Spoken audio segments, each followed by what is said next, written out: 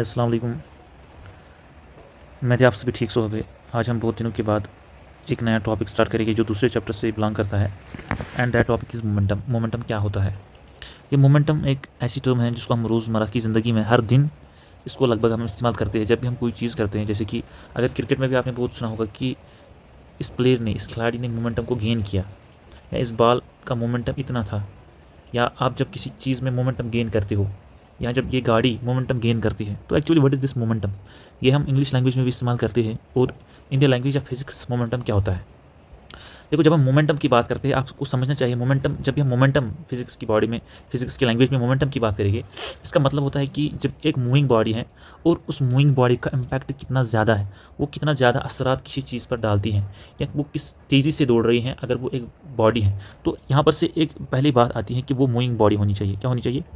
Moving body. यानी कि जब हम बात करेंगे मोमेंटम की, तो हम तो क्या बोल रहे थे कि मूविंग बॉडी हमारे पास, जब वो बॉडी मूव करती हैं तो इस बॉडी में कुछ मास भी होगा। अगर ये बॉडी मूव करती है तो इसकी कुछ वेलोसिटी भी होगी। तो हम बोलते हैं फिजिक्स में it is a product of mass and velocity. ये प्रोडक्ट होता है मास एंड वेलोसिटी का। जब हम मास को वेलोसिटी के साथ मल्टीप्लाई करते हैं हमें फिजिक्स में क्वांटिटी मिलती है, उसी क्वांटिटी को हम बोलते हैं मोमेंटम। क्या बोलते हैं? मोमेंटम। लेकिन इस्तिलाही लैंग्वेज में, अपनी कॉमन लैंग्वेज में, हम जब बोलते हैं कि प्लेयर में कितना मोमेंटम है, इस बॉल का कितना मोमेंटम, मतलब है कि जब वो मूव करती है, अब उसने एक रफ्तार पकड़ी है, तो उस रफ्तार को पकड़ने में अब वो एक संशय है, वो किसी देर तक रहेगा, तो हम बोलते हैं कि इसने मोमेंटम गेन किया। या जब कोई खिलाड़ी बहुत अच्छा खेलता है तो हम बोलते हैं कि इस खिलाड़ी का मोमेंटम अब गेन हो गया है, अब ये बहुत ज़बरदस्त तरीके से खेलेगा। Are you getting my point? So let us write the definition of momentum is that it is the it measures the quantity of motion. It measures the quantity of motion, and it is cross product of cross product of cross product of mass and velocity. Mass and velocity, ये जो cross product मैंने यहाँ पे term की इस्तेमाल, ये आपको मैं आगे बताऊंगा। Actually it is the topic in 11th class, what is the meaning of cross product and dot product. फिलहाल आप सिंपली आप याद रखिएगा, it's a product of mass and velocity.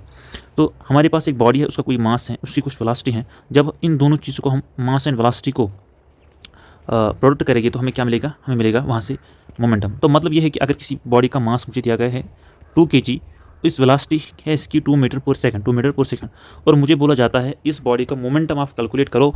तो what I simply is doing is that I am going to product the 2 kg with 2 meter per second, then I am going to get the 4 kg meter per second, the momentum of a body. It's a momentum of a body. तो हमने क्या पढ़ा था? हमने second law पढ़ा था, from second law of motion, what we have studied that force is the product of mass and acceleration. हमने यही पढ़ा था। इसको हम इक्वेशन 1 नाम देगा। तो हमने बोला था कि फोर्स मास एंड एक्सेलरेशन का प्रोडक्ट है। तो फोर्स भी एक वेक्टर क्वांटिटी है, तो अगर हम इसको एक दूसरे तरीके से लिख सकते हैं, force can be write also in this way as that it is the mass and velocity is change in velocity with time, और it is the rate of change of velocity with respect to time. को mass into velocity into time.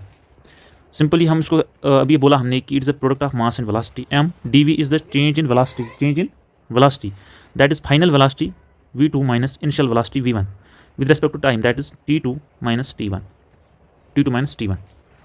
वो अगर ये हमारा जो momentum या velocity body change होती है किसी बॉडी का, तो उसका मोमेंटम भी चेंज होगा।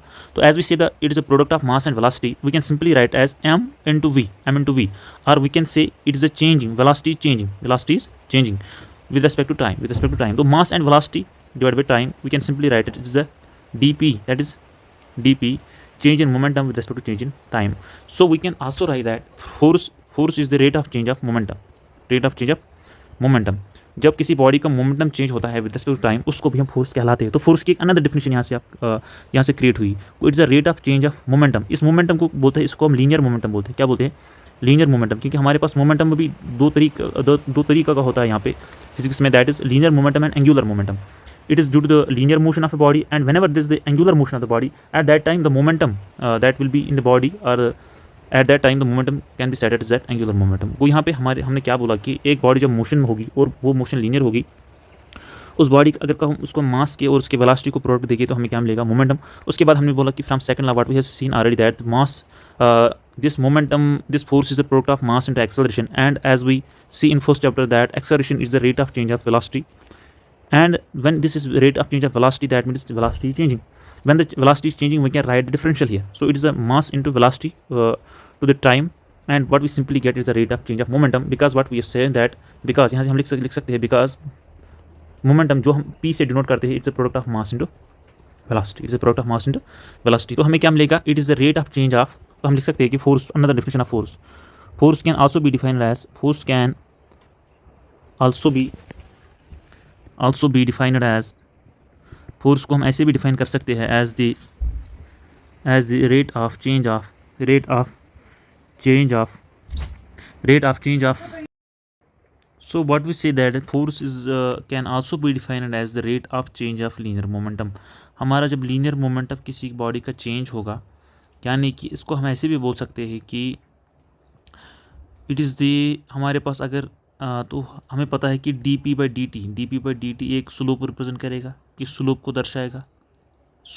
दर्शाएगा कि it is the rate of change of something with respect to something. तो इसका मतलब ये भी है कि हम अगर हमारे पास से ग्राफ है और यहाँ पे मोमेंटम है p और यहाँ से टाइम t है, इसका अगर हम इसका हमें जो स्लोप मिलेगा, इसका जो थीटा मिलेगा यहाँ पर, उसको हम क्या बोलेंगे, उसको भी हम फोर्स बोलेंगे, फोर्स, इसको theta is equal to force ईयर, जो हमने पहले चैप्टर मोशन में पढ़ा। अगर किसी को समझ में नहीं आ रहा तो वो पहले चैप्टर को बहुत ही अच्छी तरीके से पढ़िएगा, आपको सारा समझ में आ जाएगा कि कैसे हम यहाँ पे स्लोप की बात करते हैं, कैसे हम यहाँ पर इंटीग्रेशन और डिफ्रेंशिएशन की बात करते हैं, और स्लोप को हमने प्रॉपरली बहुत ही अच्छी तरीके से हमने पहले चैप्टर में पढ़ा है। So what I can say is that another definition of force is that it is a slope of momentum that is p and time graph, it is a slope of p and time graph। जो p and time यानी कि momentum, यानी कि linear momentum और time के graph का slope होगा, वही कहलाएगा हमारे पास फोर्स, उसी को हम फोर्स भी बोलेंगे। तो another definition of force, you can write the another definition of force, we have lot of definitions here of force, slope of p and time graph. तो what we have seen that force is the rate of change of linear momentum with respect time. तो यहाँ से अगर हम, ये हमारे equation second है, इस इक्वेशन सेकंड से हम क्या लिख सकते हैं, डी पी क्रॉस मल्टीप्लिकेशन से हम लिख सकते हैं एफ डॉट डी टी। इसका मतलब क्या है, कि इसका मतलब ये है कि change of momentum is the force and the change of time is a product of force and change in time। Simply integrating on both sides, what we can say that integrating on both sides, अगर हम दोनों side से हम integrate करेंगे इस equation को, तो it is F dot D T.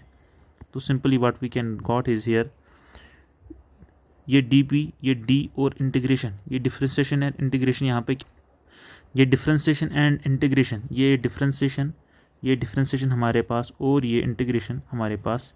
हमने पहले चैप्टर में बोला कि ये इन्वर्स टू ईच अदर होती है, इनका इम्पैक्ट क्यों होगा, ये कैंसिल है। आप बोलिए ये +2 है, ये -2 है, तो इनका इम्पैक्ट जो कैंसिल होगा तो बचेगा, यहाँ पे बचेगा पी खाली, क्योंकि ये डी और ये इंटीग्रेशन साइन होती हैं, इनका जो इम्पैक्ट यहाँ पे कैंसिल होगा और बचा यहाँ पे F dot D t, that is F और इंटीग्रेशन ऑफ डी टी। तो इंटीग्रेशन ऑफ डी टी कितना आएगी, F P is equal to F dot time. तो यहाँ पे आपको एक और डिफिनेशन मिली किस चीज़ की, यहाँ पे आपको एक और डिफिनेशन मिली यहाँ पर मोमेंटम की, that is it is a product of force and time. कितना टाइम होता है, कितने टाइम में चेंज होता है ये, that is the F dot T और एफ डॉट, इसको हम ऐसे भी लिख सकते हैं एफ T2 माइनस T1। अगर हम यहाँ पे लिमिट प्रॉपर देखिए तो momentum is the product of F dot D T, यहाँ से हमें यही मिलता है। तो ये हमारे पास क्या आता है, ये हमारे पास मोमेंटम होता है। अब हम जाएंगे यूनिट्स एंड डायमेंशंस। यहाँ पे यूनिट लिखिए और यहाँ पे डायमेंशन लिखिए, जैसे हमने हर किसी क्वांटिटी का लिखा पहले चैप्टर से। तो यूनिट क्या आएगा और डायमेंशंस क्या आएगी। तो यूनिट की बात जब हम करेंगे यहाँ पे, तो यूनिट्स हमने बोला कि P is a momentum and is a linear momentum and is a product of mass into velocity. तो यूनिट की बात करेंगे, मास को हम kg में मापते हैं, वेलोसिटी को मीटर पर सेकंड में मापते हैं। तो सिंपली हमारे पास जो यूनिट बना वो है kg मीटर पर second is the unit of momentum. तो डायमेंशंस की बात करें कि हम, तो as we say that P is the product of mass into velocity, और हमने पहले ही बोला कि mass can be write simply by means of m, and this velocity we have seen already in first chapter that this velocity is the velocity हमने define किया था length by time, that is it is distance by time, that is M L T minus one, M L T minus one. वो यहाँ पर जो इसके जो dimensions आए वो एम एल टी माइनस आए वन आए, और यहाँ पर जो यूनिट्स आए वो के जी मीटर पर second. I hope that you have understand the concept of momentum. तो मोमेंटम क्या होना, इस momentum has a go product of mass into velocity. अस हसा दोप कि यम साथ बॉडी का मूव छ करन अमिस मज आसान मोमेंटम, अमिस मज आसान मोमेंटम बिकॉज अमिस मास त आसान, अमिस वेलोसिटी त आसान। ये पकान दोन हसा मोमेंटम कंज्यूम, ये body consume by some momentum, इसका कुछ ना कुछ मोमेंटम है, इसका कुछ ना कुछ एक पावर है, एक एनर्जी है। तो उसके बाद हमने क्या बोला कि हमने सम डिफिनेशंस पढ़ी फ्रॉम द सेकंड लॉ, हमने मोमेंटम को फिर से डिफाइन किया, और हमने फोर्स की कुछ और 2-3 डिफिनेशन लाई यहाँ पे, और हमने फिर वहाँ से from cross multiplication we got the another definition of momentum, and from that we have units and dimensions of momentum. तो इसका मतलब है कि अगर मैं आपके पास यहाँ पे एग्जांपल दूँ, आप मुझे इसका आंसर बोलेगा, मैं बोलूँगा एक हैवी बॉडी है, एक भारी बॉडी है जिसका वज़न ज़्यादा है as compare to that of light weight body, एक लाइट वेट बॉडी है, हैवी है, एक लाइट बॉडी है। आप मुझे बोलिए इसमें इन दोनों बॉडी में मोमेंटम किसका ज़्यादा होगा, इन दोनों बॉडी में मोमेंटम किसका ज़्यादा होगा? मुझे लगता है बहुत से बच्चों का आंसर होगा कि हैवी बॉडी का होगा, क्योंकि ये बहुत हैवी है, और कुछ बच्चे हो सकते हैं कि वो बोलते हैं लाइट बॉडी। लेकिन यहाँ एक चीज़ मद्देनज़र रखिएगा, एक चीज़ हमेशा आप याद रखिएगा, यहाँ पर जो हैवी बॉडी है, ये जो हैवी बॉडी है एच, और ये जो लाइट बॉडी है, इनका मोमेंटम बराबर भी हो सकता है। इसका मोमेंटम P1, इसका मोमेंटम P2 बराबर भी हो सकता है। ये डिपेंड करता है product of mass into velocity.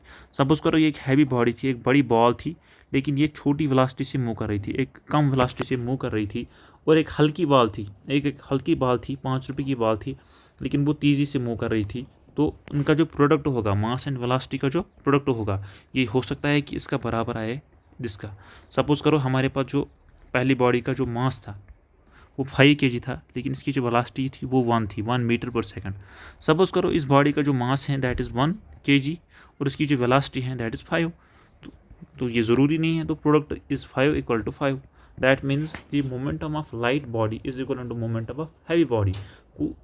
इसका मतलब ये है कि ये कोई ज़रूरी नहीं है कि कोई बॉडी हल्की होगी तो उसका मोमेंटम कम होगा, कोई बॉडी हैवी होगी तो उसका मोमेंटम ज़्यादा होगा। ये कोई ज़रूरी बात नहीं है, because it is a product of mass and velocity. It's a product of mass and velocity.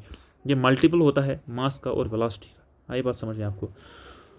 So it was all about the momentum, and after that we have the conservation of linear momentum.